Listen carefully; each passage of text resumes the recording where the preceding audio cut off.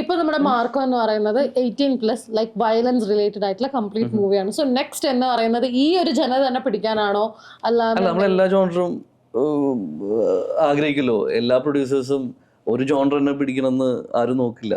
നമുക്ക് ഏതാണോ ബെറ്റർ, അതായത് ഇതൊക്കെ തന്നെ വന്ന് സംഭവിക്കുന്നതാ, നമ്മളായിട്ട് ക്രിയേറ്റ് ചെയ്യുന്ന കാര്യങ്ങളല്ലോ പ്രൊഡ്യൂസറിന്റെ ഭാഗത്തുനിന്ന്.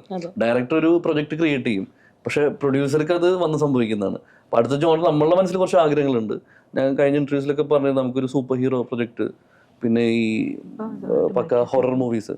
കാരണം ഇങ്ങനെ മലയാളത്തിൽ അങ്ങനത്തെ ഒരു ഹൊറർ മൂവി വന്നില്ല. നമുക്കൊരു നണ്ണും കോൺജുറിങ് പോലത്തെ ഒരു മൂവി അത് വരണം, മലയാളത്തിൽ നിന്ന് വരണം. അങ്ങനെയൊക്കെ ആഗ്രഹിക്കുന്നു. നടക്കും ഉറപ്പില്ല, പക്ഷെ ആഗ്രഹിക്കുന്നു. അതെ, അതൊക്കെയാണ് അപ്കമിങ് പ്രോജക്ട്സിന്റെ ആഗ്രഹങ്ങളാണ് ഞാൻ പറഞ്ഞത്. അതെ. ഓക്കെ. സോ ഇതിൽ ഫീമെയിൽ ഓറിയന്റഡ് എന്ന് പറയുന്ന ഭാഗം വളരെ കുറവാണ്. നമുക്ക് അങ്ങനെ ഒരു ഫീമെയിൽ ആ ഒരു കാര്യത്തിനെ കാണുന്നില്ല. സോ ഒരു പവർ പാക്ക് ആയിട്ടുള്ള ഫീമെയിൽ ഓറിയന്റഡ് ആയിട്ടുള്ള മൂവി നമുക്ക് പ്രതീക്ഷിക്കാവോ? നല്ലൊരു പ്രോജക്റ്റ് ഉണ്ടോ എന്തെങ്കിലും ചെയ്യും. പിന്നെ ഇതിൽ ഫീമെയിൽസിന് ഇമ്പോർട്ടൻസ് ഇല്ല എന്ന് പറയാൻ പറ്റില്ല. കാരണം ഫീമെയിൽസ്, ഇഷാന്റെ ഗേൾഫ്രണ്ട്, ശരിക്കും ഇഷാനും ഗേൾഫ്രണ്ട് വെച്ചിട്ടാണ് മൂവി പോകുന്നത്.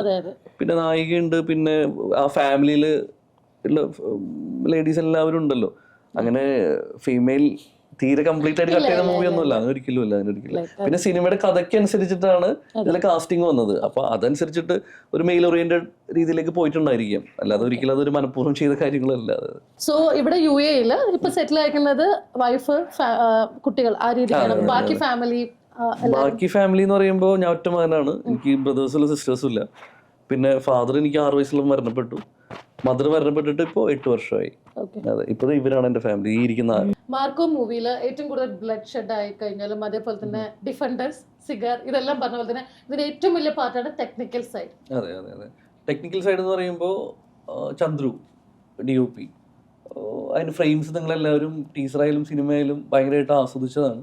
ചന്ദ്രുവിൻ്റെ ഒക്കെ ഒരു പാട്ട് സിനിമയ്ക്ക് ഭയങ്കരമായിട്ട് ഗുണം ചെയ്തിട്ടുണ്ട്. ചന്ദ്രു മാത്രമല്ല, പിന്നെ കലൈ കിങ്സൺ, അതായത് സിനിമയുടെ ഫൈറ്റ് മാസ്റ്റർ. ഞാനെപ്പോഴും പറയാറുണ്ട്, കാരണം പുള്ളി ഇന്ത്യ കണ്ട ഏറ്റവും ബെസ്റ്റ് ഫൈറ്റ് മാസ്റ്റർ. കാരണം ആളുടെ പുള്ളിയുടെ കമ്മിറ്റ്മെൻറ്റും എല്ലാവരുടെ കമ്മിറ്റ്മെൻറ്റും ഉണ്ടെങ്കിൽ പുള്ളിയുടെ ഒരു എക്സ്ട്രാ ഓർഡിനറി ആയിരുന്നു. കാരണം ആദ്യമായിട്ട് എനിക്കൊരു ഫൈറ്റ് മാസ്റ്റർ വന്നിട്ട് VFXൽ കാര്യങ്ങൾ ചെക്ക് ചെയ്തിരിക്കുന്നതൊക്കെ വെച്ചാൽ അത്രയും കമ്മിറ്റഡ് ആയിരുന്നു പുള്ളി. പിന്നെ ഷമീർ മുഹമ്മദ് എടുത്ത് പറയണം, കാരണം പുള്ളി എഡിറ്റർ. ഷമീറൊക്കെ വന്നത് നമ്മളുടെ ഭാഗ്യമാണ്. കാരണം ഷമീറിനെ പോലത്തെ ഒരാൾ ഇതിൽ കട്ട്സ് ഇരിക്കുമ്പോൾ നമുക്ക് കുറച്ചും കൂടി വിശ്വാസമായിരിക്കും. അപ്പോൾ ഷമീറിൻ്റെ ഭാഗത്തു നിന്നുള്ള എഫേർട്ടൊക്കെ നമുക്ക് ഭയങ്കരമായിട്ട് ഗുണം ചെയ്തിട്ടുണ്ട്.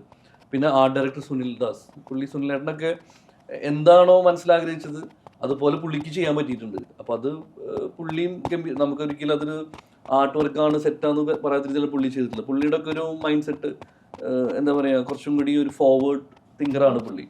പിന്നെ ഏറ്റവും എടുത്ത് പറയേണ്ട മ്യൂസിക് ഡയറക്ടർ രവി ബസു സാറാണ്. അദ്ദേഹത്തിനെ കുറിച്ച് പിന്നെ നമുക്കൊന്നും ചിന്തിക്കേണ്ട, കാരണം പുള്ളി ഒരു ലെജൻഡ് ആയതുകൊണ്ട് പുള്ളി വന്നത് നമ്മൾ ഈ സിനിമയ്ക്ക് ഭയങ്കരമായിട്ട് ഗുണം ചെയ്തിട്ടുണ്ട്. പിന്നെ എല്ലാ ടെക്നീഷ്യൻസും, ബാക്കി എല്ലാ ഇതിൻ്റെ ബാക്കിൽ നിന്ന ആൾക്കാരും, ആക്ച്വലി ഈ ഫ്രണ്ട് എൻഡിൽ നിന്ന ആൾക്കാർ മാത്രമല്ല, ഈ ബാക്കിൽ വർക്ക് ചെയ്തിട്ടുള്ള ഒരു അസിസ്റ്റൻസ് ഉണ്ട്, അവരൊക്കെ ഭയങ്കരമായിട്ട് ഈ സിനിമയ്ക്ക് സപ്പോർട്ട് ചെയ്തിട്ടുണ്ട്. ഈവൻ നമ്മൾ കൂടെ വന്നിരുന്ന് നമുക്ക് ഭക്ഷണം തന്നിരുന്ന ചേട്ടന്മാർ വരുന്നുണ്ട്, അവരുടെയൊക്കെ സപ്പോർട്ട് ഭയങ്കര വരുന്നു. കാരണം നമ്മൾക്ക് ശരിക്കും പറഞ്ഞു കഴിഞ്ഞാൽ നമ്മൾ ലൊക്കേഷനിൽ ഞാൻ കൂടുതലായിട്ട് ഇവരുടെ അടുത്ത് പോയിരിക്കാറുണ്ട്. കാരണം നമ്മൾ ഭക്ഷണം കഴിക്കാനായാലും ചായ കുടിക്കാനായാലും ചെന്നിരിക്കുമ്പോൾ അവർ നമുക്ക് തരുന്നൊരു സപ്പോർട്ടുണ്ട്. കാരണം ഈ സിനിമനെ അവർ കാണുന്നതും അവരുടെ ഇൻവോൾവ്മെന്റും, അപ്പോൾ അവരുടെ ഒരു സത്യത്തിൽ നമ്മൾ മോട്ടിവേറ്റഡ് ആവുന്നത് അവരുടെ ഒരു ഉത്സാഹം കണ്ടിട്ടാണ്.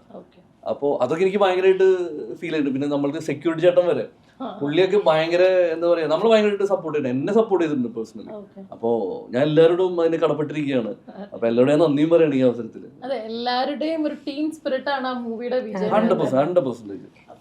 ഫുഡ് തരുന്ന ചേട്ടന്മാര് പ്രത്യേകം പറയണം. ഫുഡ് തരുന്ന ചേട്ടന്മാര് ഭയങ്കര കെയറിങ്. നോർമലി ചിലപ്പോൾ എല്ലാ സിനിമയിലും അങ്ങനെ ആയിരിക്കാം, പക്ഷെ നമ്മൾ ഫസ്റ്റ് എക്സ്പീരിയൻസ് ആയതുകൊണ്ട് അവരുടെ ഒക്കെ ഒരു എന്താ പറയാ, നമ്മളോട് കാണിക്കുന്ന ഒരു ഇഷ്ടമുണ്ടല്ലോ, ഒരു ജെനുവിനിറ്റിയാണ്. അതായത് ഒരു അഭിനയിച്ചിട്ടല്ല കാണിക്കുന്നത്, അതൊരു ജെനുവിൻ സ്നേഹം കാണിക്കും നമുക്ക് ഭയങ്കരമായിട്ട്. പ്രഗ്നന്റ് ആണെന്ന് ലൊക്കേഷനിൽ വെച്ചിട്ട് അറിഞ്ഞത്. അപ്പൊ ആ സമയം തൊട്ട് എനിക്ക് ഓരോ 5 മിനിറ്റ്സിലും ജ്യൂസും ടെൻഡർ കോക്കനട്ടും ഒക്കെ ആയിട്ട് ഇങ്ങനെ കൊണ്ടുവരുമായിരുന്നു. പറയാണ്ട് തന്നെ ഭയങ്കര കെയറിങ് ആയിരുന്നു. എന്റെ വീട്ടിലുള്ളതിനേക്കാളും കെയറിങ് ആയിരുന്നു അവർ എൻ്റെ അടുത്ത്. ഭയങ്കര സ്നേഹമായിരുന്നു. നമ്മളിങ്ങനെ പോയി ബ്രേക്ക്, ഇവരുടെ ക്ലാസ് അനുസരിച്ച് ഇങ്ങനെ പോയിട്ട് വന്നിട്ട് നിൽക്കുമായിരുന്നു. ഇപ്പം ഇതിൽ ഇത്രയും നല്ല ഗ്ലാമറസ് ആയിട്ടുള്ള വില്ലന്മാരും നമ്മുടെ ഹീറോ എക്സ്ട്രീം ഹാൻസം, അതേപോലെ തന്നെ ബാക്കി എല്ലാവരും അതിൽ ആരെയും ഒന്നും പറയാനില്ല, എല്ലാവരും ഒന്നിനൊന്ന് വെച്ചാണ്. സോ ഇത്രയും ലുക്ക് ആയിട്ടുള്ള ഒരു പ്രൊഡ്യൂസർ എന്തുകൊണ്ട് അതിൽ ഫേസ് കാണിച്ചില്ല എന്നും കൂടെ പറയും. അഭിനയിക്കാനും അറിയണ്ടേ? അല്ല, അത് കഴിവുള്ളവർ ചെയ്യട്ടെ. നമ്മൾ അവരുടെ കഴിവുള്ള അവർ ചെയ്യുന്നുണ്ട്, എന്റെ ലിമിറ്റേഷൻ കപ്പാസിറ്റിയുള്ള ഞാനും ചെയ്യുന്നുണ്ട്. എന്നാലും ഒന്ന് ഫേസ് കാണിക്കണം എന്ന് പോലും തോന്നിയില്ല. അല്ല, അങ്ങനത്തെ ഒരു ആഗ്രഹമൊന്നും ഉണ്ടല്ലേ. ആക്ച്വലി ഈ സിനിമയുടെ കഥ പറയുന്ന സമയത്ത് ഒരു ക്യാരക്ടർ എന്നോട് ഹനീഫ് ഫസ്റ്റ് കഥ പറയുന്ന സമയത്ത്, സ്ക്രിപ്റ്റ് പറയുന്ന സമയത്ത് എന്നോട് ഇങ്ങനെ പറഞ്ഞു, ഈ ഒരു ക്യാരക്ടർ ബ്രോ എന്ന് പറഞ്ഞു. ഞാൻ പറഞ്ഞു വേണ്ട ബ്രോ എടുത്ത് പറഞ്ഞതാണ്. ഓക്കെ, ഇപ്പൊ നമ്മൾ ഈ കാർട്ടൂണിലൊക്കെ കാണില്ലേ, ഡിസ്നി വേൾഡിൽ നിന്ന് വരുന്ന ബ്യൂട്ടിഫുൾ പ്രിൻസ് ഇതുപോലൊക്കെ ഈ കുതിരപ്പുറത്തൊക്കെ വന്ന് ഞങ്ങളെ രക്ഷിക്കും ലാസ്റ്റ്, അങ്ങനെ ആ എൻഡ് അങ്ങനെ ആയിരിക്കും എന്ന് വിചാരിച്ചിട്ടുണ്ടായിരുന്നോ? Sometimes. Okay. Okay. But then we realized we're just dead. So ഇപ്പം യൂഷ്വലി സാറിന്റെ ഫസ്റ്റ് മൂവിയാണ്. സോ അതിൽ തന്നെ കുട്ടികൾ അഭിനയിക്കുകയാണ്. സോ ഈ ഒരു മൂവിയിൽ അഭിനയിക്കുന്ന സമയത്ത് തന്നെ പൊതുവെ ലൈക്ക് നമുക്കിപ്പോൾ നോർമലായിട്ട് പറയുകയാണെങ്കിൽ ഓക്കെ, ഈ ഒരു മൂവിയിൽ എൻ്റെ മക്കളുടെ ഫേസ് ഒന്ന് കാണിച്ചാൽ മതി, അതിപ്പോൾ ചെറിയ റോളായാലും മതി, അത് നോർമൽ ഫേസ് കാണിക്കുന്നു പോകുന്നു, അത്രേ ഉണ്ടാവുള്ളൂ. ആൻഡ് ഈ ഒരു മൂവിയിലെ വയലൻസ് കംപ്ലീറ്റ്, അതായത് മൂവിയിൽ എന്താണോ ആ ഒരു സംഭവം വെച്ചിട്ടുള്ളത് അതിൽ കംപ്ലീറ്റ് ഇവർ രണ്ടുപേരും ഉണ്ട്. ലൈക്ക് ആ എൻഡിൽ എന്താണുള്ളത്. So how you feel about that? എന്റെ മൂത്ത മോൾ തന്നെയാണ് എന്നോട് ആദ്യം പറഞ്ഞത് എനിക്ക് മൂവിയിൽ ആക്ട് ചെയ്യണമെന്ന് പറഞ്ഞത്, മൂവി നമ്മൾ കമ്മിറ്റ് ചെയ്ത സമയത്ത്. അപ്പോൾ ഓക്കെ, പക്ഷെ അതിന് വേണ്ടിയിട്ട് നമ്മൾ ഹനീഫ് ഡയറക്ടറോട് നമ്മൾ ഒരിക്കലും എൻ്റെ മക്കളെ അഭിനയിപ്പിക്കണം, അതിന് വേണ്ടിയിട്ട് ഇത് ചെയ്യണം അന്ന് അങ്ങനെ ഒരിക്കലും നമ്മൾ പറഞ്ഞിട്ടില്ല. പക്ഷെ ഹനീഫിന്റെ സ്ക്രിപ്റ്റിൽ ഓൾറെഡി കുട്ടികൾ ഉണ്ടായത് കൊണ്ട് അതിൽ ഞാൻ എൻ്റെ മക്കളെ കാസ്റ്റ് ചെയ്യാനുണ്ടായത്. അത് ഞാൻ ഹനീഫിനോട് ചോദിച്ചു, എൻ്റെ മക്കളെ ആപ്റ്റാണോ? 100% ഹനീഫ് ഭയങ്കര ഹാപ്പി ആയിരുന്നു. പിന്നെ ആ സീൻ, അങ്ങനത്തെ സീൻ എടുക്കുമ്പോൾ നമ്മളുടെ മക്കൾ തന്നെ ചെയ്യുമ്പോൾ വേറെ ആരുടെ ഒരു കൺസെന്റ് വേണ്ടല്ലോ. അപ്പോൾ നമ്മളുടെ കുട്ടികൾ തന്നെ ചെയ്യുന്നതാണ് ഏറ്റവും നല്ലതെന്ന് നമുക്ക് തോന്നി. പിന്നെ അവർ നന്നായി ചെയ്യുകയും ചെയ്തു. അവരെ ഭയങ്കര എക്സൈറ്റഡ് ആയിരുന്നു ചെയ്യുന്നത്.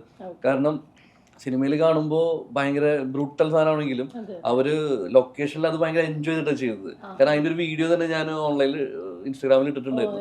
ഭയങ്കര എൻജോയ് ചെയ്തിട്ട് അവർ ഇട്ടിട്ടുണ്ട്. പിന്നെ അവര് ഭയങ്കര ജോളിയായിട്ട് അവിടെ കളിച്ച് എല്ലാവരോടും, അവിടെ എല്ലാ കാസ്റ്റിംഗ് ക്രൂവിനോടും ഭയങ്കര കമ്പനി ആയിരുന്നു എല്ലാവരും.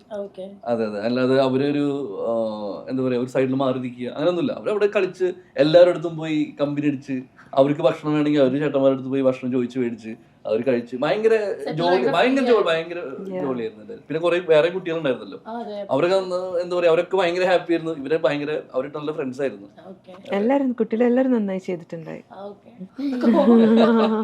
കുട്ടികളെ കൊണ്ടേ കാണിച്ചില്ല, തിയേറ്ററിൽ കൊണ്ടുപോയിട്ടില്ല. ഇതില് ടിവിയിൽ വരുന്ന സമയത്ത് ഒരുപാട് മാറ്റം, ലൈക് തിയേറ്ററിൽ നിന്ന് കണ്ട ഒരു സംഭവം ആയിരിക്കില്ലല്ലോ ടിവിയിൽ വരുന്നത്. അതെ. അല്ല, തിയേറ്ററിൽ വരുന്നതിൽ ഭയങ്കരമായ മാറ്റങ്ങൾ OTT ഉണ്ടാവും നമുക്ക് പറയാൻ പറ്റില്ല. ഡിജിറ്റലി നമ്മള് എന്തായാലും കട്ട് ചെയ്ത സീൻസ് കൊടുക്കുന്നുണ്ട്. പിന്നെ അവരുടെ ഇഷ്ടമാണുള്ളത് ഇടണോ വേണ്ടതെന്നുള്ളത്. പിന്നെ മക്കളെ കാണിക്കാനായിട്ട് എന്തായാലും ഞാനൊരു പ്രിവ്യൂ ചെയ്യും, ഞാൻ എന്തായാലും അവർക്ക് കാണാനായിട്ട്.